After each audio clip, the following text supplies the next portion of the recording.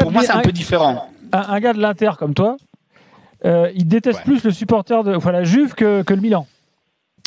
Alors, moi, j'ai dit que la rivalité plus forte, c'est entre Inter et Juve, parce que il y a aussi des histoires extrasportives qui deviennent aujourd'hui un peu moins chaudes, mais ça sort tout le temps sur les années 90, mais c'est déjà le début des années 60 avec un match où l'Inter envoie la Primavera, les jeunes, à jouer face à la Juve à Turin. Donc, l'OM l'a fait au PSG.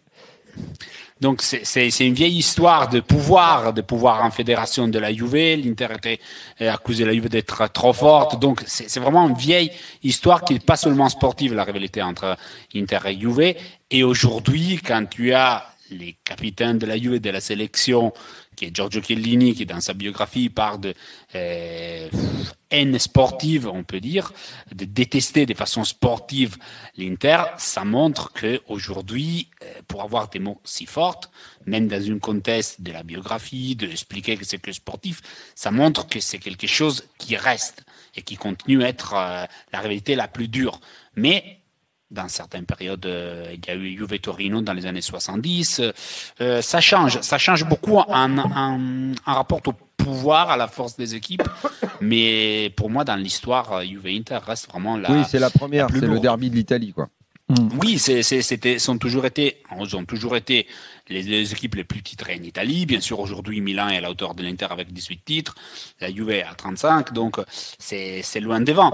Mais alors, qu'est-ce que les uns peuvent... Parce que l'Italie, c'est vraiment, dans l'histoire du foot, c'est un mariage à trois, en gros, avec, comme tu dis, des basculements dans les rivalités et des moments où sont apparues des choses comme Naples, comme tu disais tout à l'heure. Mais qu'est-ce que les uns peuvent envier aux autres entre Inter et Juve? Et c'est tellement plus haine qu'avec Milan, qui est un petit peu tout seul dans... Milan, c'est un peu comment dire, l'amant, quoi, finalement. Le mariage, c'est Juve et Inter, et l'autre, c'est le troisième larron du mariage, quoi. Oui, on peut dire. Alors, aujourd'hui, je parlais aussi avec une des responsables d'une des sites les plus chauds de l'actu des fans Juventini pour avoir aussi un peu un ressenti plus humain, plus populaire, mais aussi plus corporatisme, on peut dire Juventino, d'un gros groupe de supporters.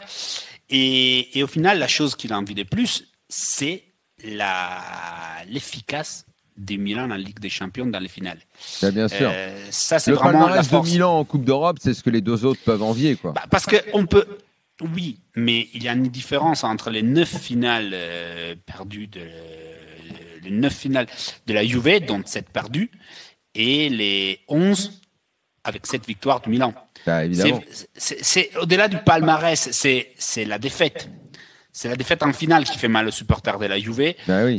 Qui voient dans Milan une équipe maudite. Ils se sentent maudits, les supporters de la Juve. Ils ont la moitié des titres italiens. Voilà. Ouais. Ils ont la moitié des titres italiens, Milan. Mais ils ont 7 Ligues des Champions contre 2. Donc, Milan a toujours été inférieur, entre guillemets, à niveau italien à la Juve. Mais en Europe, a trouvé sa dimension, peut-être sa vraie dimension, chose que la Juve n'arrivait jamais à faire, les finales. Regarde, Simone, à quel point c'est quand même ancré là-bas. C'est qu'au début de l'émission, on rigolait, on avait Madame la Baronne Charmodier avec nous. Et elle est supporter de Milan, même sans suivre au quotidien l'actualité du football. La première chose qui est arrivée dans le débat, immédiatement, elle, en tant que supporter de Milan, c'est « Ah oui, je sais que les Juventines, ils nous envient nos titres en Coupe d'Europe. » Parce qu'eux n'y arrivent jamais, ils perdent toujours en finale. Donc c'est quelque chose qui est fort dans la culture du foot en Italie, cette espèce de complexe européen des Juventini par rapport aux Milanais.